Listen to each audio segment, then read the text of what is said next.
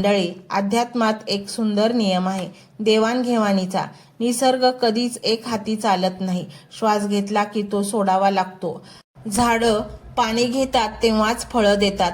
तसंच जेव्हा स्वामींकडून आपल्याला इतकं भरभरून प्रेम आणि आशीर्वाद मिळतात तेव्हा आपली ही नैतिक जबाबदारी असते आपणही त्या प्रकाशमय ऊर्जेला प्रवाहित ठेवावं. ही ऊर्जा तुमच्यापुरती साठवून ठेवू नका, तिला वाहू द्या. आणि म्हणूनच मंडळी, हा ऊर्जारूपी मंत्र तुम्ही संपूर्ण ऐका.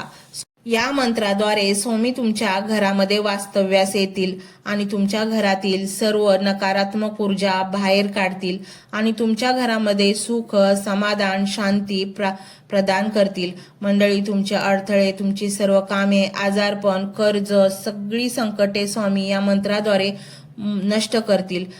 फक्त अट एवढीच आहे, हा मंत्र संपूर्ण ऐकायचा आहे. ओम श्री धनधान्य स्वरूपाय श्री स्वामी समर्थाय नमो नमः. ओम श्री धनधान्य स्वरूपाय श्री स्वामी समर्थाय नमो नमः. ओम श्री धनधान्य स्वरूपाय श्री स्वामी समर्थाय नमो नमः.